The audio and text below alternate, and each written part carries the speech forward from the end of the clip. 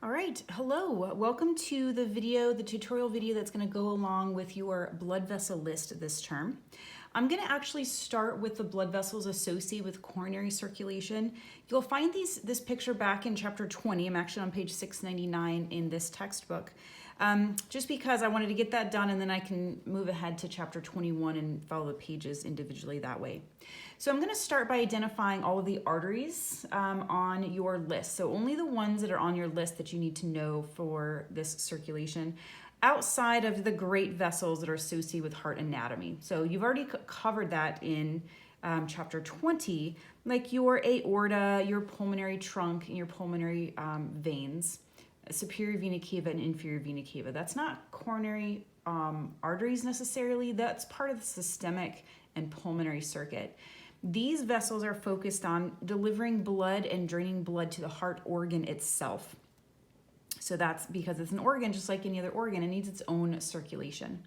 So there are just a few arteries and veins associated with the heart. So this should be relatively quick. So the first ones are your left and right coronary arteries. So what they've done in this picture, they've removed the pulmonary trunk because in a normal picture, you'd have your big pulmonary trunk there and would totally obscure the view of your left coronary artery. So left coronary artery comes right off the aorta, the ascending aorta, and goes in between the left atrium or auricle, that little flap, right? And goes around and stops right about here because it's going to split. Went a little bit too far. So that is your left coronary artery. Your right coronary artery comes around here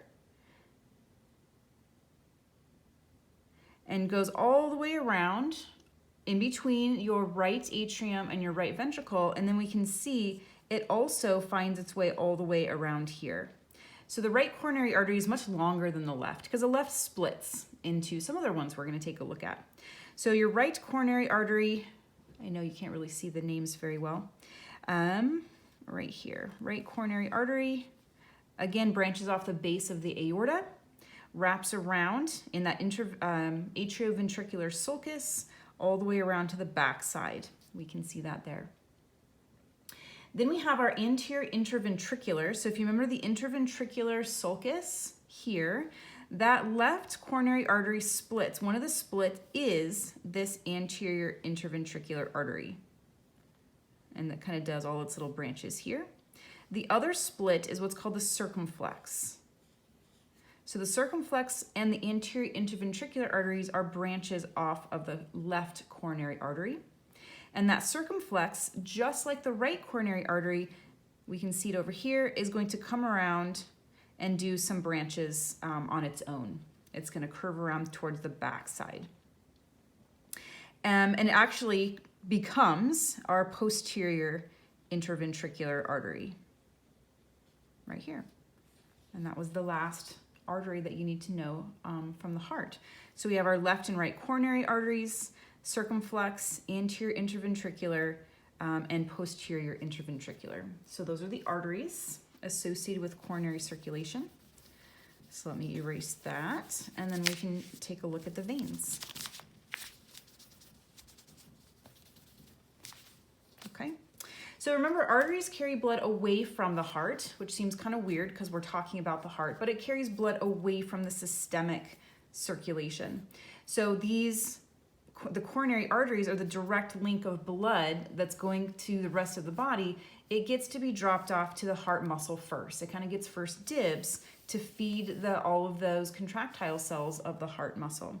They go to capillaries, they drain into venules, and now we have to drain that blood, and it does drain back into the right atrium via the coronary sinus. So let's take a look.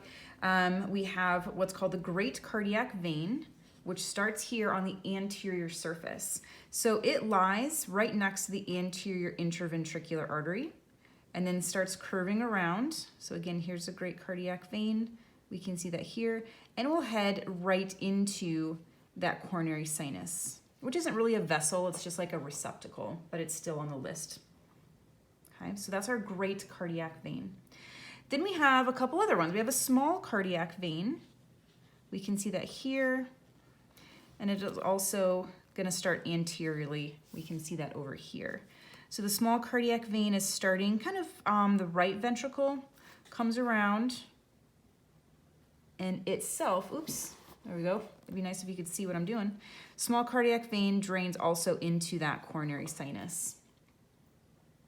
And then we have a middle cardiac vein, which sits in that posterior sulcus, and that also drains into the coronary sinus. And then lastly, we have a posterior, where's our posterior vein? Oh, there we go. Just posterior vein of the left ventricle, and that's going to drain also into the great cardiac vein, which will eventually drain into the sinus. So those are the blood vessels of our coronary circulation that you need to be learning. All right, I will see you next time for going through the rest of the blood vessel list.